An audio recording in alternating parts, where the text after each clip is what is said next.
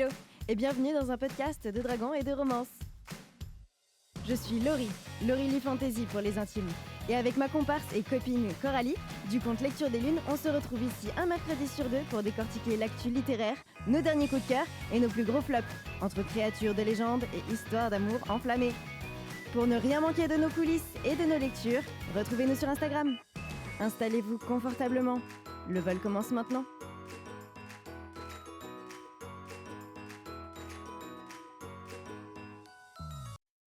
Salut à tous, bienvenue dans ce nouvel épisode d'un podcast de dragons et de romance. On est au mois de mars. Let's go. Et du coup, on parle sortie. Oui. Tu commences ou je commence? J'ai pas regardé. Moi, j'ai regardé. Moi, j'ai regardé. En fait, j'ai pas eu besoin de regarder parce que ça fait à peu près depuis que Nell Pfeiffer a dit je vais faire un truc un peu Dark Academia, macabre. Ça se passe dans l'espace, dans des dirigeables. Donc, je suis les fracas des envolées depuis à peu près le moment où elle a eu l'idée d'écrire ce livre. Et il est sorti le 5 mars et j'ai évidemment été le chercher Day One. Il est là.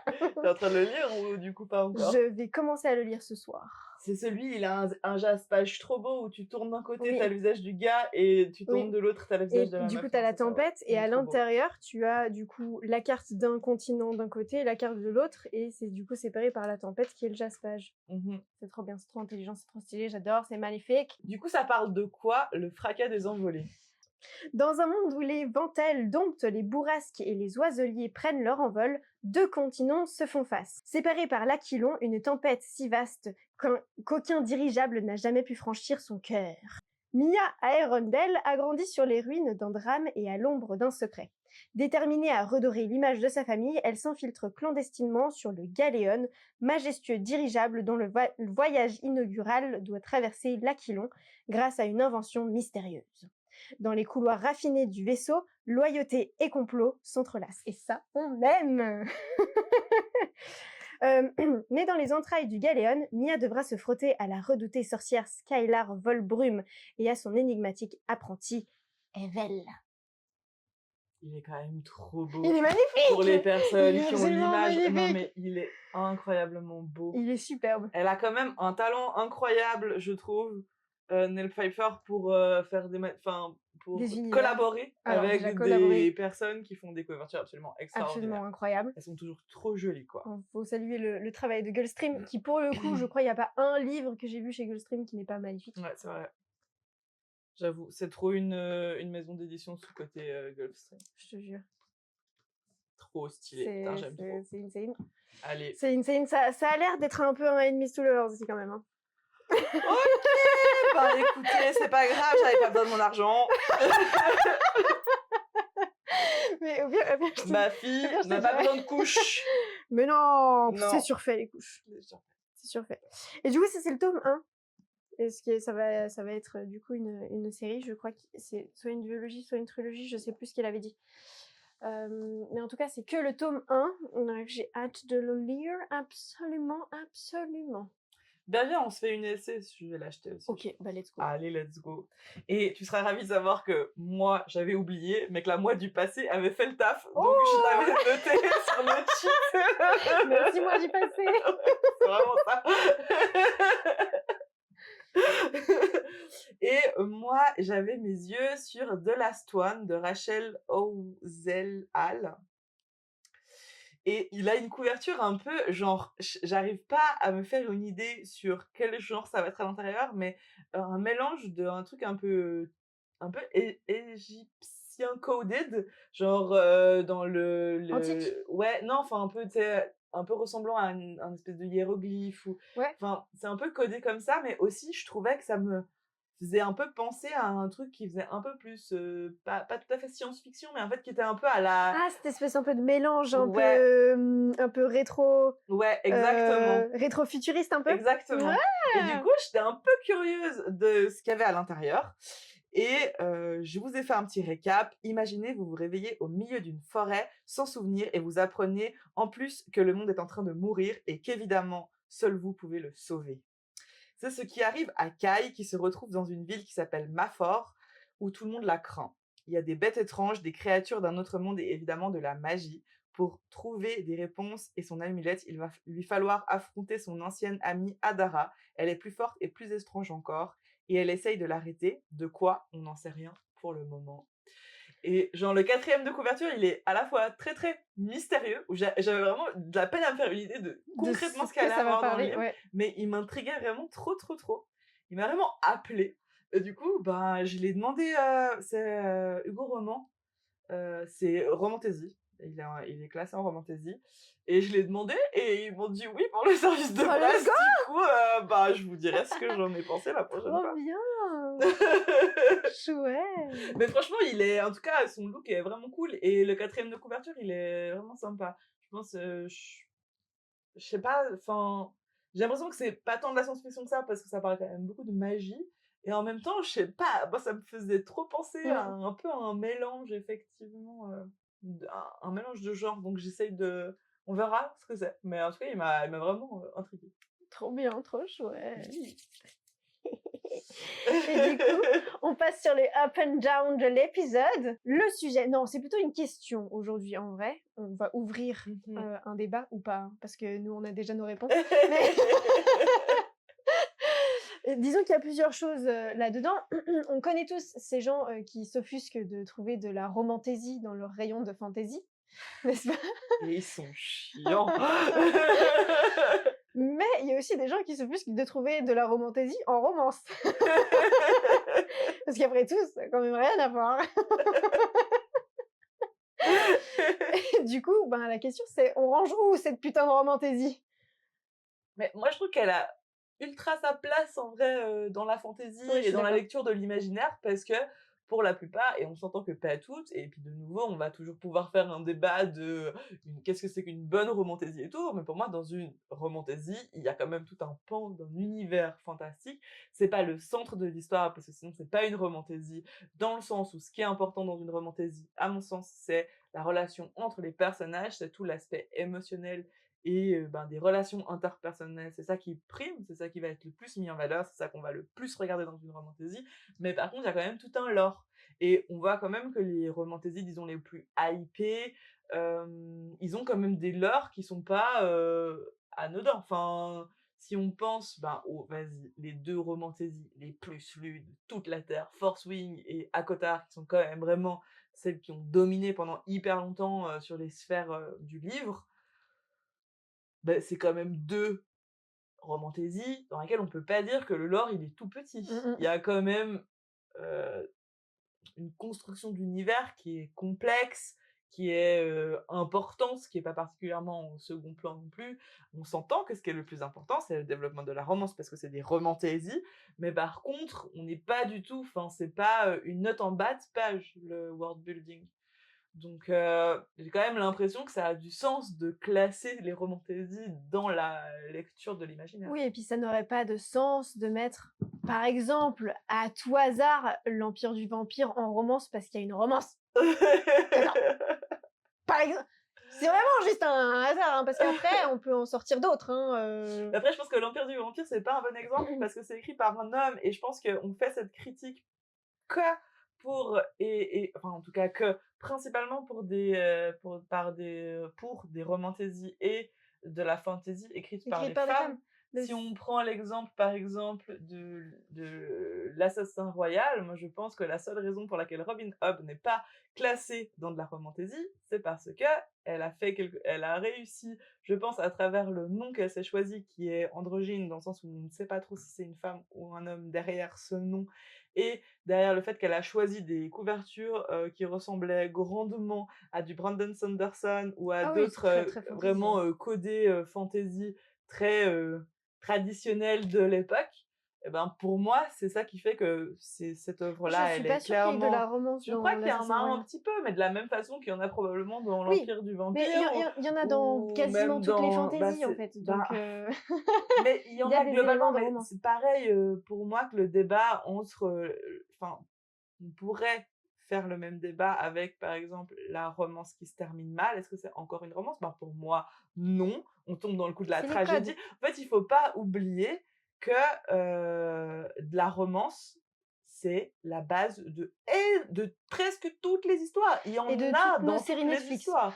Mais oui, De tous les films, il y en a parce partout. qu'en fait, c'est une partie très importante du monde dans lequel on vit. Donc C'est ce qui fait forcément qu'on est né. qu'il y en a dans Donc toutes les forcément, histoires. Et après, bien sûr. la question, c'est les codes du genre.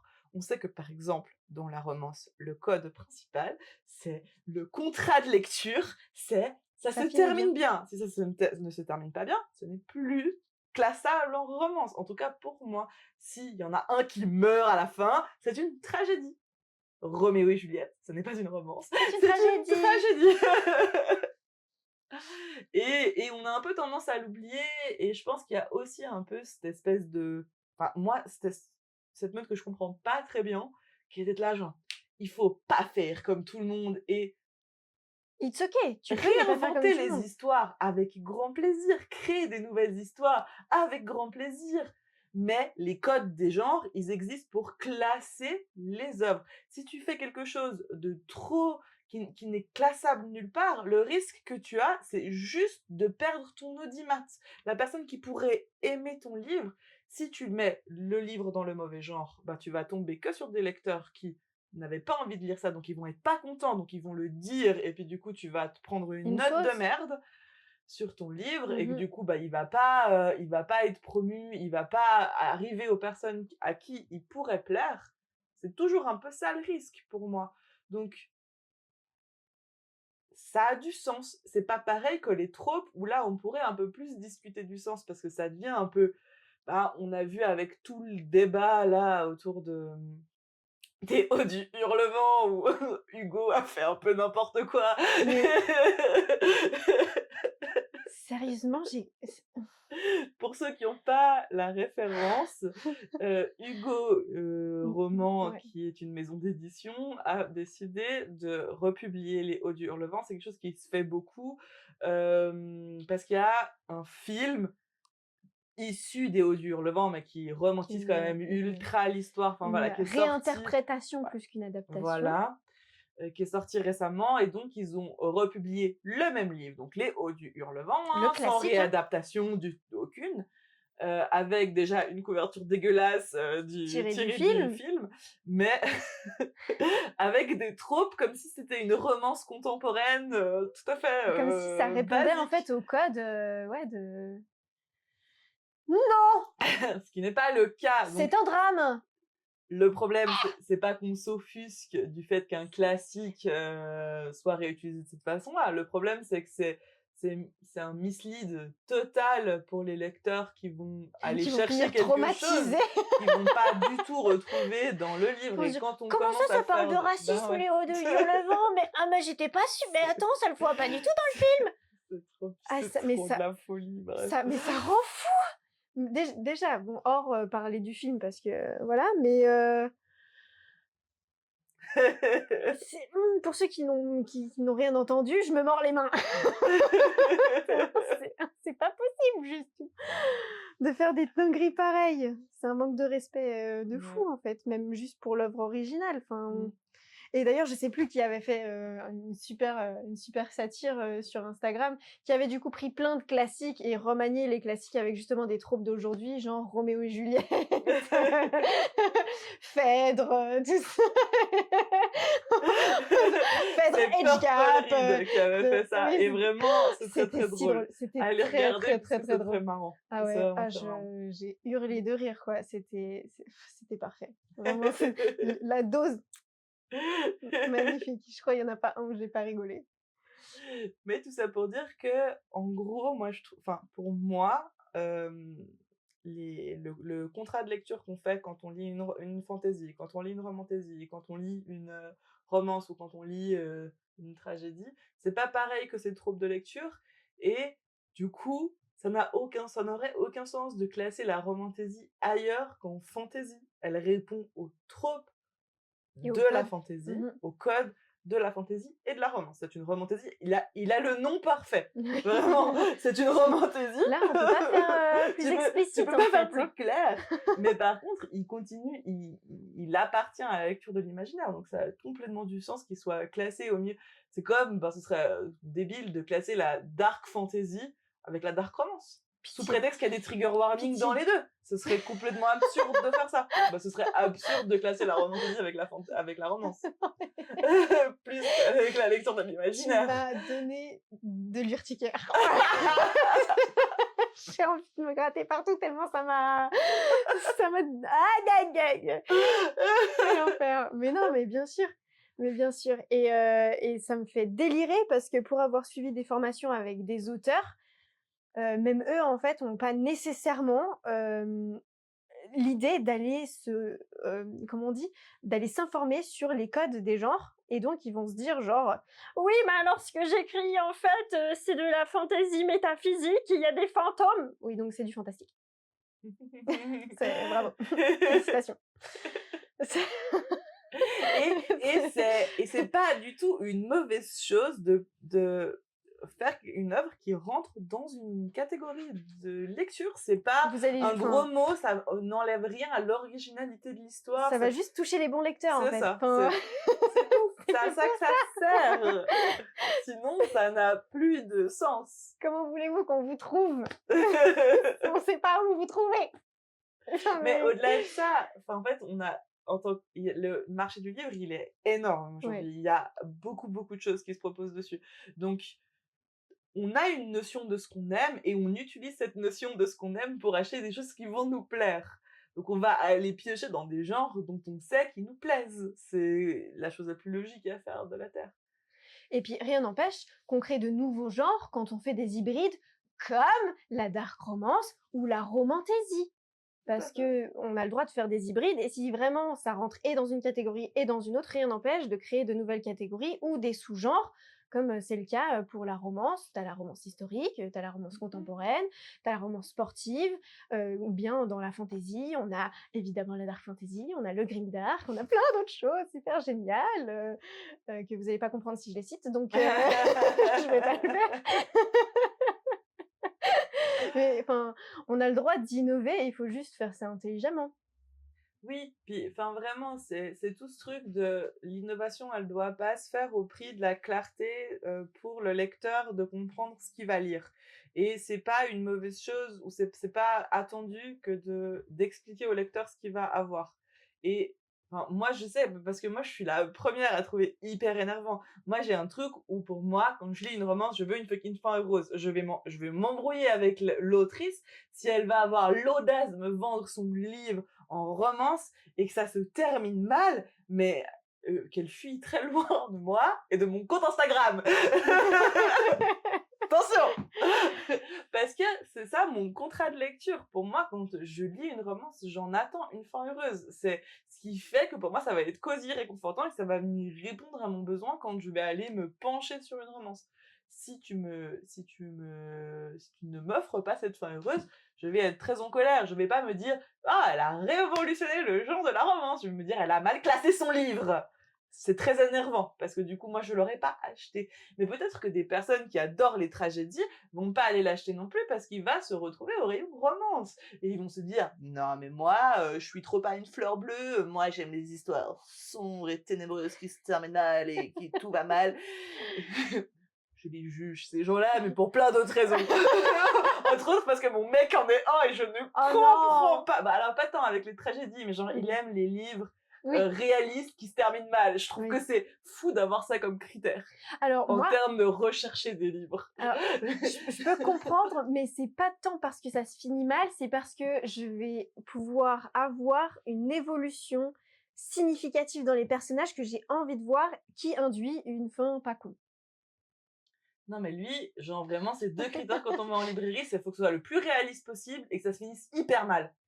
Du coup, il lit quoi? Des trucs hyper glauques, genre Leurs enfants après eux de Nicolas Mathieu, c'est le truc le plus dark de l'histoire. Genre vraiment, c'est une espèce de vieille France dégueulasse. Enfin, j'ai lu un bout et j'ai pas réussi. Non, enfin, un petit peu, si, il faut que ça s'ancre dans un contexte politique réel et que ce soit donc c'est même pas forcément réaliste. de la blanche qui va lire, du coup. C'est quand même... Enfin, oui, peut-être un peu. Non, faut vraiment que ce soit, en fait, proche d'une histoire vraie, mais presque une histoire vraie. Ouais. Et, oui, le plus possible. oui, et avec une fin la plus tragique possible. je sais pas quoi vous dire, c'est quelqu'un de Écoute, joyeux en peut-être plus, hein. peut-être que c'est comme ça qu'il canalise, ses émotions, hein. Je sais pas, C'est possible, peut-être à travers, ça me paraît à travers les tragédies, donc des autres. moi je suis à côté de lui avec mes petites fantaisies poupou, C'est là que tu fais de l'amour à ton romantaisie. vilaine. C'est vraiment ça.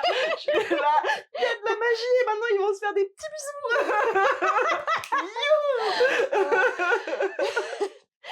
Vous avez pas le droit de reprendre cette description pour parler de romantaisie, OK? Il y a de la magie, ça fait des petits bisous, c'est hors de question d'utiliser ça comme une description officielle. Vous êtes prévenus. Je vous retrouverai, OK? C'est vraiment comme ça que mon mec me voit à part ça. Ouais, il y a moyen. Il y a moyen. Grande chance. Lui, quand il est là à côté, bon alors maintenant, il pense à se pendre. Et je suis là, ça a l'air cool ton livre. C'est super. Fun. Faudrait qu'on lui présente Noémie. Ouais, je te jure. Non, parce que En j'ai vrai, déjà essayé de lui faire Ah. lire du polar et du thriller, et vraiment, en fait, ça sort déjà trop de c'est quelque chose encore de un peu trop trop, de réel. fantasmé, Ouais, c'est ouais. ça. Alors que, ben, on s'entend hein, que ça a existé. Enfin, il y a plein d'histoires de thrillers qui sont quand même un poil inspirés de faits réels, ou en tout cas Oui, mais ça qui pourrait pourraient être tout à aussi fait se des produire. Mais c'est reconstitutions ça. de... Mais je sais pas, il y a un truc où c'est déjà trop, Mhm. trop fantasmé. Mhm. Il a vraiment un truc de, de lire des trucs réels et glauques, quoi. C'est vraiment bizarre comme. Mhm. Mais bon, c'est pas non plus quelqu'un qui lit des masses, mon mec. Il a pas besoin de trouver 36 livres qui correspondent à ses envies, genre 5-6 Tout à par fait. an, ça lui convient très Tout à fait. bien. On s'est un peu écarté du sujet, mais Mais mais il y a aussi un autre point qu'on prend très rarement en compte quand on parle de classification de livres et comment ils sont triés, rangés et comment on nous indique quel genre ils sont, c'est la couverture. Les couvertures aussi sont codées. Donc si vous êtes un lecteur de fantasy et que vous faites pas la différence entre romantaisie et fantasy, il y a un problème les gars. Parce que c'est vraiment ça n'a rien à voir. ben ça, moi, je suis désolée, mais pour quelqu'un de très avec très peu de notions au niveau du graphisme, et ben moi ça, je suis beaucoup plus perdue. Tu vois, Ah! typiquement, quand j'ai acheté le Bouclier des Oiselles, tu m'as Oui, dit mais justement, c'était écrit bah sur oui, la couverture, bah Coralie, oui. que ça allait pas te plaire, et ben moi je l'ai pas du tout vu. Non, mais si, en fait, parce que alors, le Bouclier des Oiselles fait partie de cette catégorie de bouquins où on va mettre beaucoup de végétation et une typographie presque fantasy, mais pas complètement fantasy, bien au centre, pour montrer, regardez, c'est ça le truc important et principal. Bon, c'est normal hein, pour un titre, mais je veux dire spécifiquement pour ces compos-là. Et en fait, très souvent, ces romantaisies-là, elles sont très appréciées de lectrices qui aiment moins le world building. Parce qu'en fait, ce qui est beaucoup mis en avant, ça va être la romance, et elles sont pas nécessairement très bien écrites parce qu'elles se ressemblent toutes et elles sont très clichés. Bon, et du coup, ça se retrouve aussi sur la couverture. C'est codé. Ouais, C'est bah, tu vois, alors ça, bon, je cette trouvais manière. pas la couverture du Bouclier des Oiselles incroyable, je la trouvais pas très Non. belle, mais par contre, en fait, je pense que ce qui m'a mis de ouf, c'est que j'ai pas fait le combo analyse de la couverture et analyse des avis. Moi, j'ai pris Ah les ouais. avis simplement, et pour le coup, il y a plein de contes fantasy dans lesquels je me retrouve beaucoup, qui en faisaient la promotion hyper lourdement, et donc je m'attendais à retrouver quelque chose de plus, ben, dans la même vibe que Force Wing ou ACOTAR, un truc de fantasy très traditionnel, mais très agréable à la lecture. Ce que je n'ai pas du tout retrouvé. Du tout. Du tout. C'est comme les couvertures qu'il y a sur, comment il s'appelle déjà? Impact avec le roi elfe. Ça, c'est aussi très dans la même veine. Tu vas trouver des récits qui sont quasiment identiques en fait, avec tous les clichés que tu veux quand tu regardes Oui, mais tu vois, alors niveau tu vois, compo. Impact avec le roi elfe, les rois elfes, je le classe presque un poil plus du côté des ACOTAR. Dans le sens Oui, où c'est ils un entre-deux. sont, oui, oui, et ils sont quand même écrits d'une façon, en tout cas les derniers, un poil moins. On sent qu'elle a un peu épuisé son stock, mais ils sont quand même écrits d'une façon, alors très agréable, parce que c'est un peu des stand-alone que tu pourrais lire dans n'importe quel ordre, ce serait pas très important, mais si tu les lis dans l'ordre, c'est mieux. mais la lecture est très enfin, alors il répond à tous les codes du genre, mais c'est très, très fluide, justement, avec une plume hyper addictive qui fait que, bah, tu tournes les pages. Il y a pas tellement de vide dans l'histoire. Non. Le problème des livres comme Le Bouclier des Oasis, c'est qu'il y a vraiment énormément de vide. C'est-à-dire que franchement, moi, si j'y vais, à la tronçonneuse, je pense que je peux te dégager 400 pages et ça ne changera rien de ta compréhension de l'histoire. C'est pas du tout possible à faire dans Un Pacte avec le roi elfe, par exemple. C'est pas du tout possible à faire dans Un Cotard. C'est pas du tout enfin, tu vois ce que je veux dire? Mais après, je parle vraiment de code de Mais type d'histoire, tu je vois. pourrais tout à fait, par exemple, faire pareil avec, Jennifer et l'Armentrout. Oui. Je pense que tu viens à la c'est tronçonneuse et pas t'enlèves pour rien. 300 pages easy, que tu comprends encore l'histoire. Mais c'est pas pour rien d'ailleurs que tous ces livres à elle, à partir du sang et la cendre, si vous regardez ces séries, même quand c'est plus tout à fait la même histoire et où c'est des Ouais, histoires ils se différentes, ressemblent de ouf. c'est exactement le même type de couverture. Bon, parce que c'est aussi devenu sa signature à elle, mais c'est surtout devenu la signature de son sous-genre à elle, qui est le smuttasy. Et transition parfaite pour vous parler de l'idée révolutionnaire de Laurie. On en avait déjà vaguement parlé il y a quelques épisodes, mais plus le temps passe, et plus je me dis que c'est vraiment important qu'on fasse naître ce sous-genre. Au même titre que la dark romance et que la romantasy, nous avons besoin du label smuttasy. Voilà, parce que des fois, j'ai juste envie d'avoir un petit peu de cul avec des elfes, c'est tout. Ou des trolls. Il y en a un avec un troll, je suis un peu en mode, ça a l'air sympa. C'est Bref. quoi? Je sais plus, c'est une auto-éditée anglophone qui fait son livre et puis du coup elle market sur le fait que oui, tout le monde il veut des faées et tout. Moi j'ai un troll et elle montre son fan art du type hyper baraque. du coup ça me reste dans la tête en mode putain un jour je vais craquer, c'est sûr. Oh, trop, c'est pas tellement hot. Non mais alors écoute, la prochaine fois que je tombe dessus, je t'envoie le truc. Très bien, très bien, très bien. Parce que en vrai, Ça se discute. ça se discute. Bon, on a fait un peu le tour, Ouais. je crois. On n'a pas grand-chose d'autre à dire que ça. N'hésitez pas à nous dire en commentaire si vous avez des choses à ajouter, parce que genre en vrai c'est une discussion ouverte qui a un peu lieu partout sur Bookstar en ce moment, particulièrement avec la question de jusqu'où on peut aller dans la transgression de son genre. Et je trouve vraiment que c'est un débat intéressant pour le coup. Et je vois que, par exemple, mon avis n'est pas du tout partagé par tout le monde. Il y a Ouais. il y a vraiment des gens qui trouvent que c'est trop cool quand justement on transgresse les codes et que c'est une façon de révolution, enfin de proposer des choses différentes. Moi, je sais que je suis très attachée à la notion de contrat de lecture et que ça me saoule grandement quand les livres sont pas au bon endroit et dans les librairies. Je suis la personne pénible dans la librairie qui remet les livres à leur place. Tu es pas la personne pénible, tu es un ange sur terre. Merci.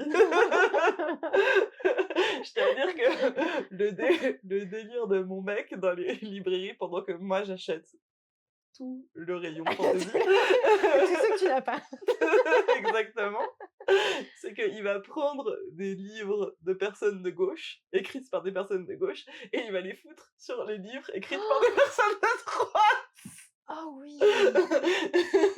Donc, hier à Cultura, il a recouvert tous les journaux d'un prisonnier de Nicolas Sarkozy par le gros crassis de Clément Viktorovitch. C'est génial. Il me fait trop rire quand il fait ça.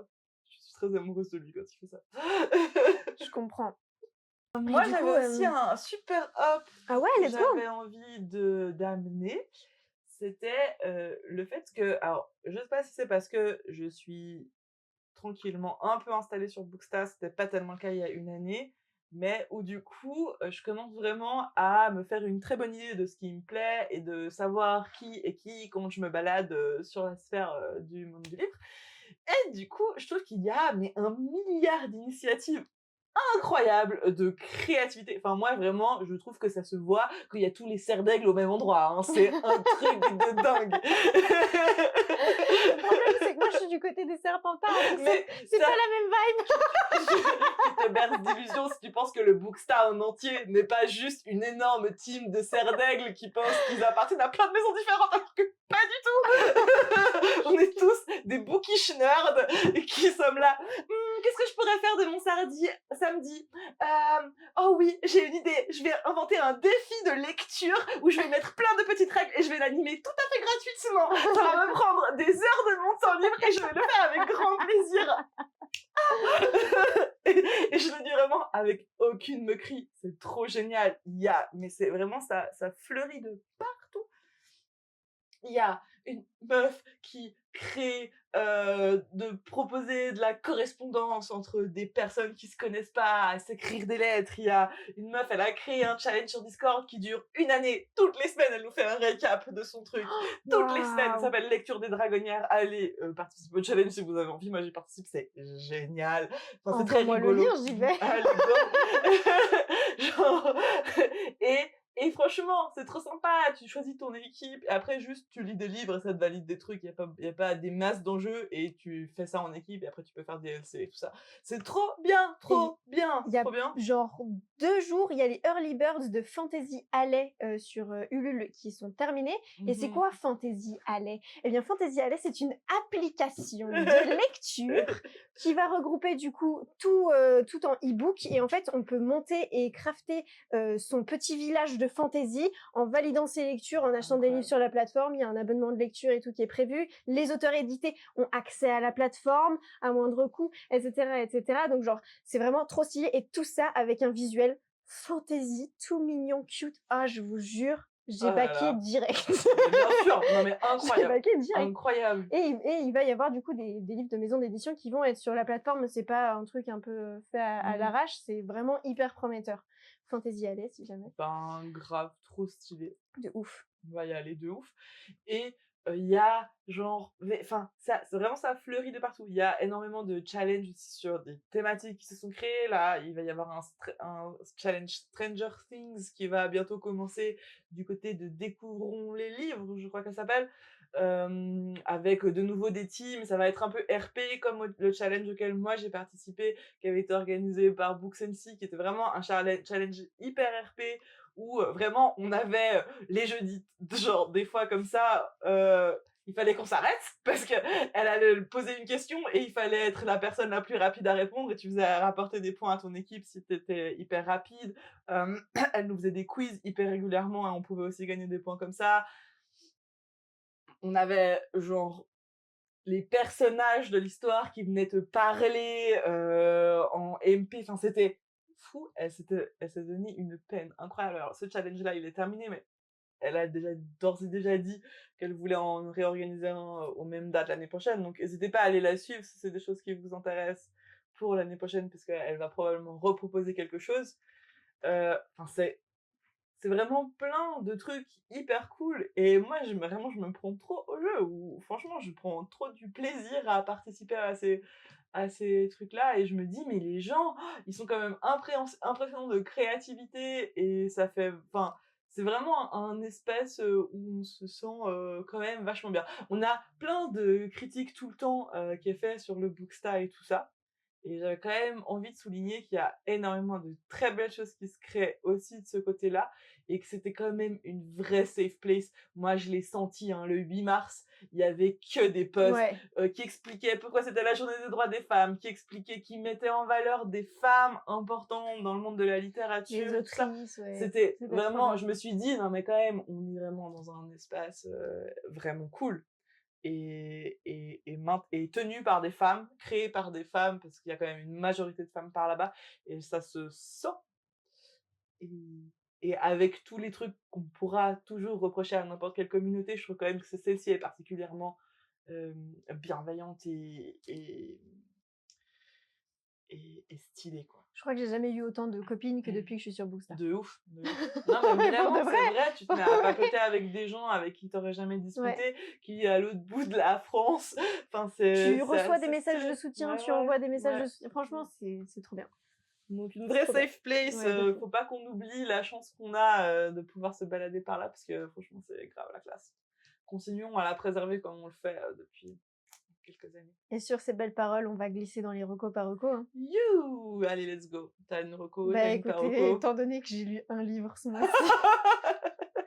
Et c'est 14 OK. Et c'est OK. OK. La petite panne de lecture. Non, en fait, du coup, j'ai lu 2 livres, en vrai. Parce Celui que qui t'a mis en peine de lecture. non, non, parce que du coup, c'est juste que j'en ai fini un, là, il y a pas très longtemps et celui du mois passé. Mais du coup, j'ai lu le tome 2 de l'Épine du Trône. Et c'est Bon, toujours aussi alors, lui, incroyable. j'avais pas besoin. Lui, peine de lecture, il en a rien eu à foutre, hein. Je l'ai ouvert, je l'ai fini, voilà. En LC avec La Tour aux Livres et Panic Book. Putain, ouais, c'est trop bien. Je sais pas comment elle a fait pour garder la même tension, la même énergie. Alors des enjeux différents, bien sûr, mais vraiment, j'ai pas vu ce tome passer. J'étais là, mais comment ça c'est déjà fini? Et elle nous laisse sur un climax de bâtard. Et t'es là, genre. Il est prévu pour quand, Je tome me 3? disais. Il C'est une sort bientôt. quadrilogie, hein. Quadrilogie, Ouais. normalement, oui. Dans bientôt. Les précos ouvrent bientôt. Oui, les précos, j'ai vu, mais attends, parce qu'entre les précos et l'arrivée du livre et tout fini, on a le temps, hein. Galimet, Bouge ton cul. je te préviens.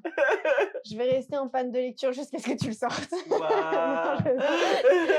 La pression. Non, écoute, on verra.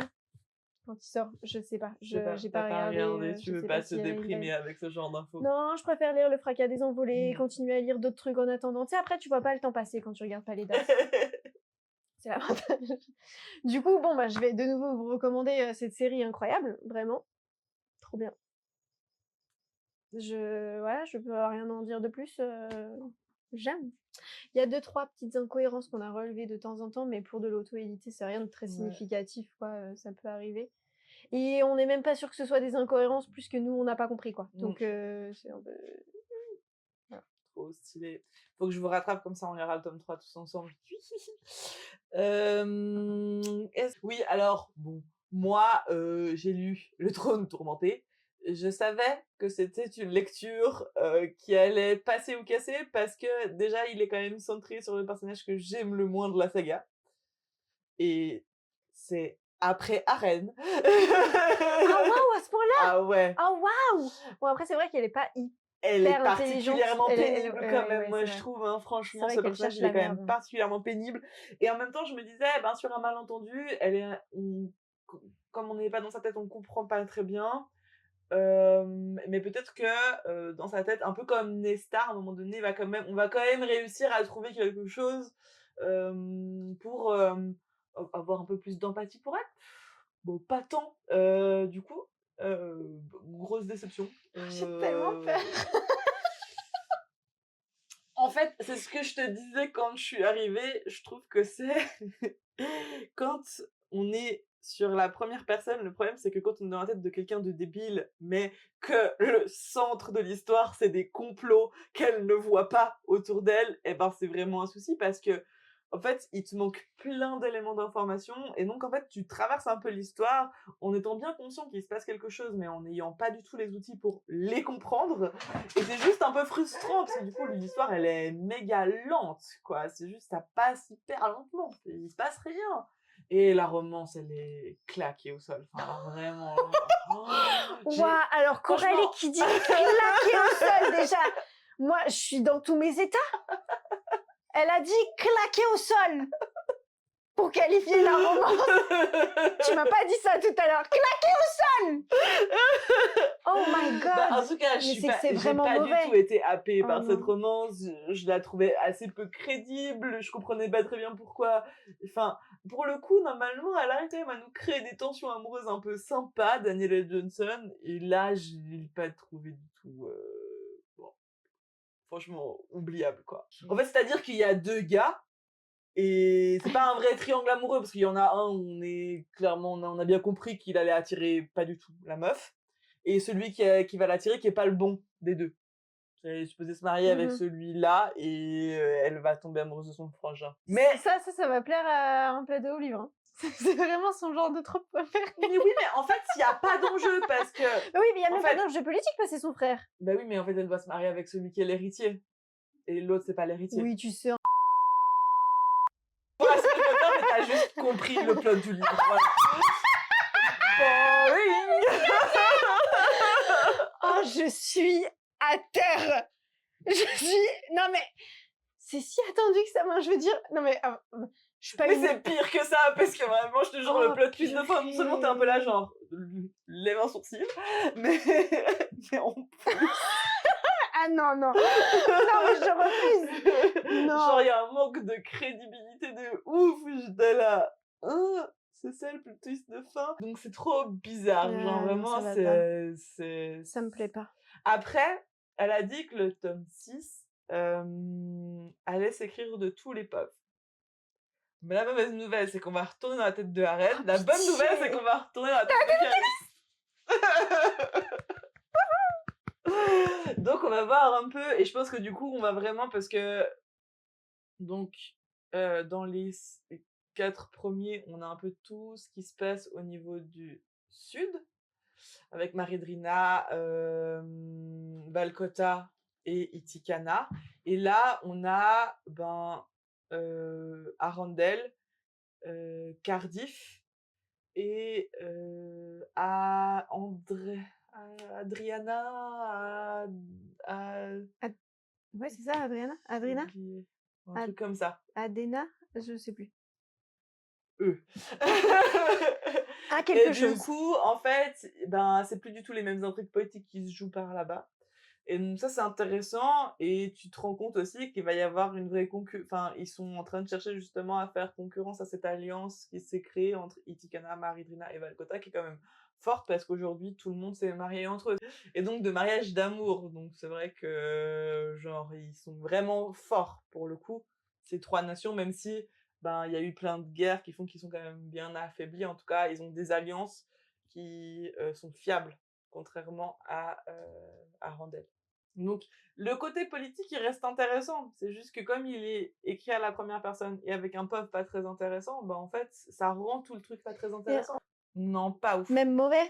Même mauvais, même mauvais. Hmm. En fait, c'est dommage parce que les intrigues politiques sont ultra intéressantes. Elles marchent Juste, bien. elles Elles sont cohérentes en plus. Oui, mais en fait, elle a créé quand même un lore hyper dense, parce que t'as quand même plein Mhm. de pays différents avec des enjeux politiques qui leur sont propres et des discriminations qui leur sont Ouais, propres. ouais. Et tout ce côté-là, il est super intéressant et il est développé. C'est juste que comme on est d'un pauvre, d'une meuf qui a rien bité à rien, juste, en fait, l'histoire, elle te passe comme ça. Et à part ces petits échos d'histoire politique entre les nations, qui sont des échos parce que Anna n'y comprend rien, et en plus, c'est très frustrant parce que toi, du coup, tu comprends plus qu'elle, quand même, un bout. Et il y a plein de moments où t'es là, mais meuf, t'es bête, là, genre, pas du tout. C'est pas du tout ça l'enjeu. Et donc, ou t'es un peu pris dans le fait que tu trouves la protagoniste, que tu suis débile, ou tu sens bien qu'il y a des choses que du coup tu comprends pas parce qu'elle ne les comprend pas. Et dans les deux cas, ça enlève vraiment une dimension à l'histoire. Et c'est ce qu'on avait à plein balle dans le 3 et le 4 et du coup qu'on retrouve pas dans le 5. Et ça, c'est frustrant parce que Oui, parce qu'on nous a emmenés sur un truc et on c'est nous lâche ça, en cours de route. exactement. C'est pas sympa, rendez-moi les rênes. Enfin, Donc c'est pour ça que je me dis que le 6 va quand même être vachement plus chouette parce qu'il va s'écrire de tous les pubs. Mais va falloir.